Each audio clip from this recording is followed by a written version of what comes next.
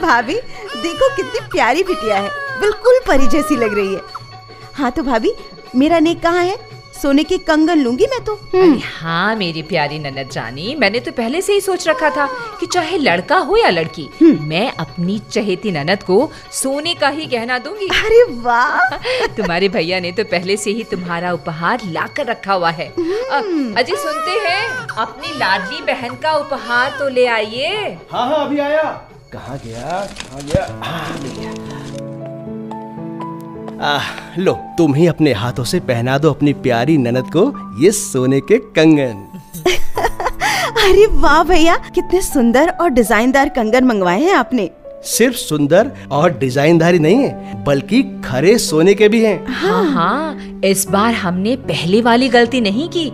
पिछली बार तो हम भरोसे के कारण ठगे गए थे, परंतु इस बार हमने पूरी जांच परख करके BIS का हॉलमार्क देखकर ही ये कंगन खरीदे हैं।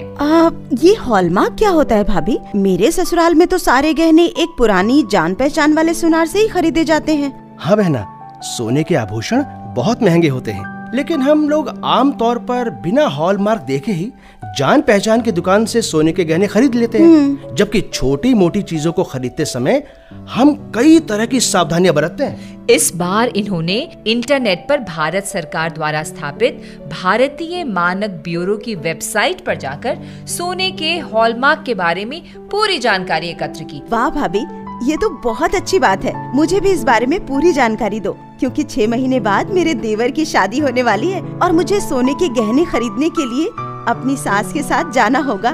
पर पहले हम छठी की रस्म पूरी कर ले, उसके बाद आराम से बैठकर भैया से सारी बात पूछ लेना। हाँ, ये ठीक रहेगा। चलो चलकर सारी रस्में पूरी करें। हाँ चलो भाई।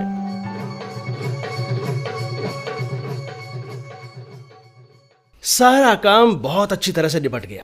हाँ नेहा, अब बताओ कि तुम क्या पूछना चाहती थी? भैया, ये हॉलमार्क के बारे में मुझे विस्तार से बताओ, क्योंकि सोने में बहुत तरह की खोट और गड़बड़ी होती है। कई बार हम विश्वास करके ठगे जाते हैं। हाँ तुम ठीक कह रही हो। आजादी से 1 साल पहले भारतीय मानक संस्थान यानी अंग्रेजी में जिसे ISI अर्थात इंडियन स्टैंडर्ड इंस्टीट्यूट कहते हैं की स्थापना की गई थी।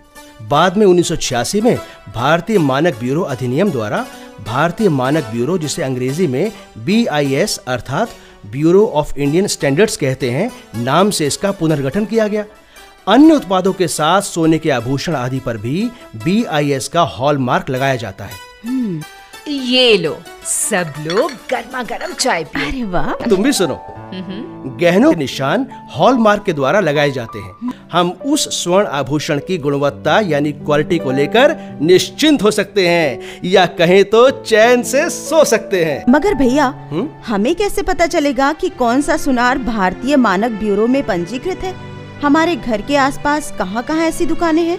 अरे ये तो बिल्कुल ही आसान है। मोबाइल फोन या लैपटॉप पर इंटरनेट चलाओ, www.bis.gov.in की वेबसाइट पर जाओ और वहाँ सारी जानकारियाँ बिल्कुल मुफ्त पाओ। अरे वाह, आपने तो कविता ही बना दी। भाई आखिर कवि हूँ तो कविता तो निकलेगी ही ना।